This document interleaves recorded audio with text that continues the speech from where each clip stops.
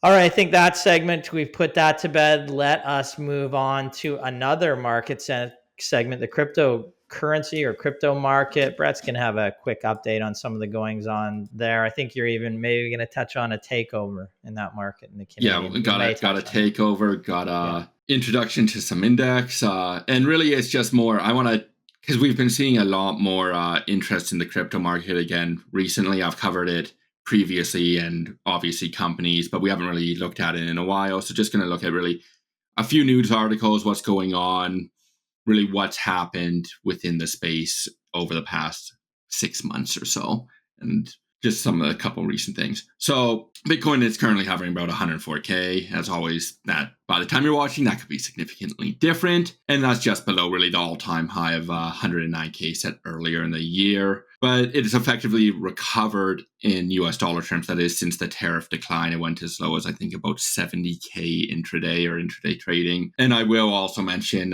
which is why I was bringing up predictions, is one of my predictions was Bitcoin will hit 130K, but then end the year lower than 100K. 130K will hit, then end the year lower than 100K, but that hasn't happened yet. Whether that will or will not, we will see for the remaining back half of the year. But Bitcoin, just as a whole, I will mention, has been performing better than the broad crypto market over the past really 5-6 months since the start of the year. When Trump got elected in November, we saw a really big bump in altcoins. So your Ethereum, your Solana, your XRP, and your Cardano, especially XRP. You saw a big bump right on his election day. But then since then, they've really underperformed Bitcoin as a whole. And the market's really just seen the Trump presidency as a boon for cryptocurrency as a whole. We've seen the creation of the strategic Bitcoin reserve, the digital asset stockpile, as just well as just general deregulation and clearer rules as a whole, which was a really big issue over the past 4 or 5 years within the Biden government and even prior in the Trump government, his first term, was crypto industry regulations just were not clear in the US. They were clearer in Canada, clearer in Europe, but in the US, they were really unclear who was even regulating, what rules you had to abide by, and they were just inconsistent. And now there's really a change of pace. There's a bit more clarity. And Trump's really has signaled the US is the pro crypto market of the world, and financial markets as a whole, traditional financial markets are now really jumping on any opportunity to really capitalize on that change. So today we actually saw one of the largest cryptocurrency companies, Coinbase, symbol coin or COIN, and I believe it's on the NASDAQ. I did not write that down though, being added to the S&P 500, the first crypto company to be actually added to the biggest index in the world, or the most influential index.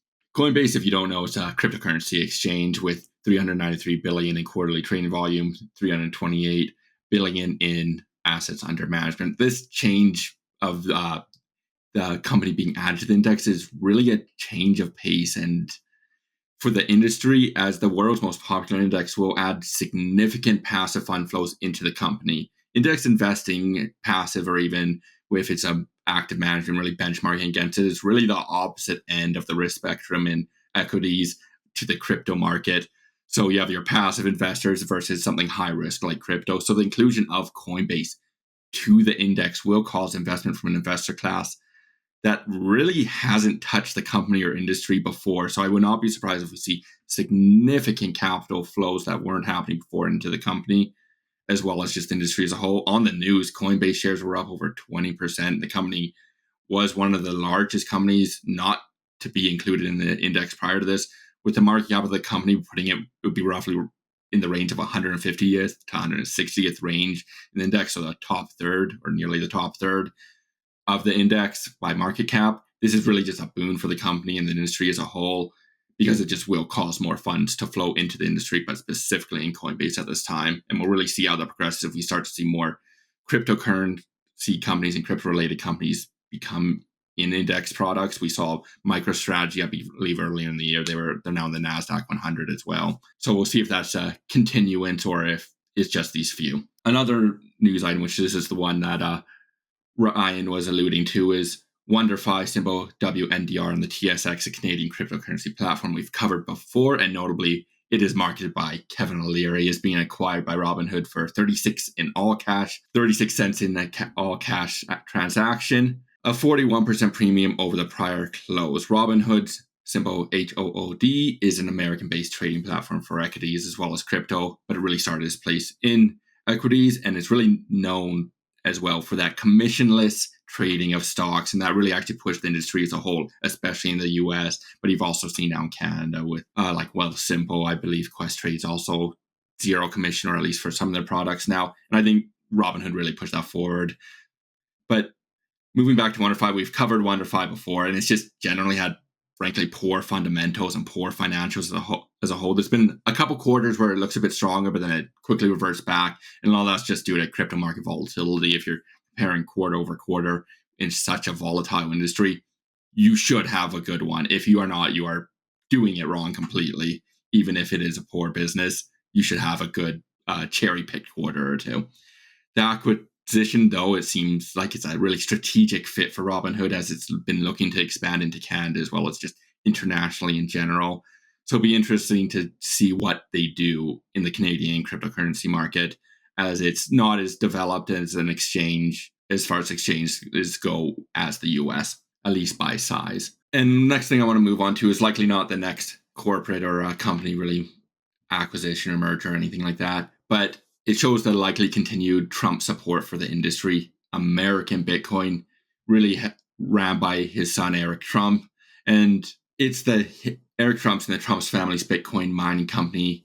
The assets, this is a recent development over the past, I think, about 4 or 5 months now, is the assets are actually carved out from Hut 8, which is a public crypto Bitcoin mining company, energy infrastructure. And this now combined company will be going through an all-stock merger with Griffin Digital Mining, and it's expected to close in Q3. This is further adding more crypto exposure to the Trump family, and that joins World Liberty Financial, and of course, I think this is Ryan's favorite, Trump Coin. The resulting combined company will initially be owned 98% by the Trump family, but likely over time that will come down as they sell their shares, or shares are issued through the company's own operations. Obviously, this further aligns the Trump family's financial interests with the appreciation of Bitcoin and just the crypto market as a whole. So overall, Trump and his family have a personal financial interest and have already put out really supportive policies and regulations for the industry to really go forward in the US.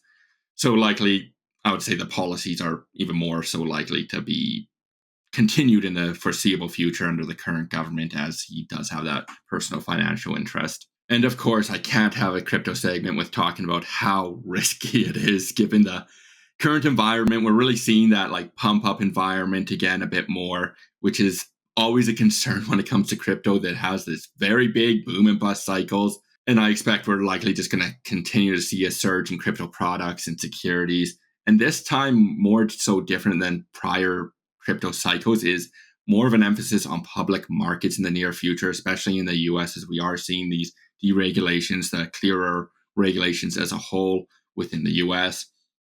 So to highlight the risk, I just want to go over Alex Mashinsky, the man behind the Celsius fraud, has been sentenced to now 12 years in prison. The company fell apart in 2022 when withdrawals suddenly stopped.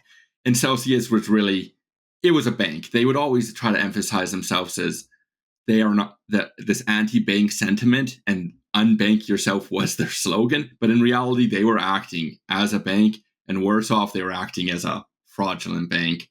So the company initially with the fraud, it had a deficit of 1.2 billion assets were missing from the company's balance sheet.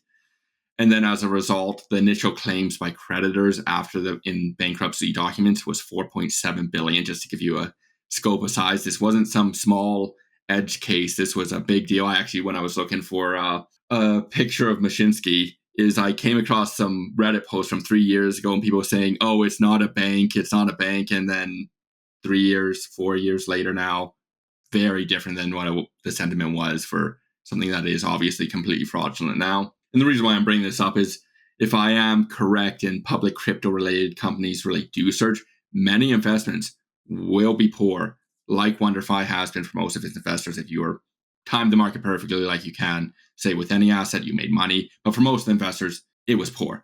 Or potentially there will likely be downright fraudulent scenarios like Celsius is. I don't know how much that will make it into the public markets, especially larger public companies, but I would not be surprised if there was a degree of that leaking in the public market. Simply, if you are looking at any crypto related investment, make sure it's money you can afford to lose. Make sure you know what you are actually investing in, as some of these products are extremely complex on purpose just to make it so you don't know what you're actually investing in. And that's how I'll close off this segment. Yeah, I think that it's good that Mashinsky, was brought to justice. But it's interesting. I think you kind of like mentioned it briefly, but the U.S. is deregulating in the space, and they ended up disbanding the Department of Justice's National Cryptocurrency Enforcement Team. And Scott Bessent had said, we believe that the United States should be the premier destination for digital assets, and that's awesome. But again, I think that regulation and protecting some of these people that are buying, might have to bleep this out, a shit coin. I feel like investors or speculators should be protected to some degree when it comes to these frauds, or a lot of them are just downright frauds. And at least going after the people who are starting them. I think that's important. Be the primary market for it, but have good regulations so that everybody can have confidence in what exactly anybody's buying, or I don't know if you're investing in it in some cases, but what you're buying, have some confidence there is some regulation. I mean, it's not a market that started yesterday, but in the relative scheme of markets, it's a frontier market, and that can be wrought with fraud. And it can, that's why you need regulation. Be a leader in the regulation as well as a leader for innovation. Can you do both? Right. Yeah. We'll see how that works out over the long term. Yeah. That's Brett. I think you might be bringing up the same thing, but I brought it up to you before how crypto fraud has just become so automated over the past couple years now. You have websites like Pump Fund where it's just effectively what are called rug pulls. So it's just pump and dumps over and over again, times 1,000 and thousands of these. It's not just a one-off. It might be only a few $100s for some, but then some are tens of thousands or even millions of dollars. And this is just happening repetitively every single day. I'm sure one has happened during our recording of the podcast. And like that's where regulation needs to step in. And right now it's not. Prior, you had really confusing rules. It just did not make sense logically in the US. It was very inconsistently applied. You have people really look at the XRP case where it was inconsistently applied there and really stuck in hiatus for, I think, 3 or 4 years because there wasn't clear rules. Hopefully, proper regulation gets in is really all I can say. Yeah. And like one thing you had mentioned to me the other week is you're like, I have no problem if someone wants to go speculate on, some like investing in some technology, but the amount of like fraud coins that will attach themselves to an influencer and then, like Brett said, just rug pull, basically, just sell, after a pump. It's a dime a dozen. There's tons out there. And, I think that, those people should be protected to some degree, or again, at least coming after the people that are, starting these things. Well, you want to support a fair and transparent market based on rules, right? And as Ryan said, it's great that they want to be the leading market for digital assets, but I don't know, there's no example of, a leading financial market where there is no regulation. I mean, you obviously you don't want an overly regulated market, but you need an appropriate amount of regulation so that, for example, so that like in our business, equity research, you want to know that financial statements are audited, or there's some type of a standardization in terms of what certain things mean and how things are reported, right? And without that, you couldn't conduct research. And it's the same for any market. It's the same for any industry. Having a set of standards, rules that are enforced fairly and evenly is required for people to be able to interact with each other and engage in commerce.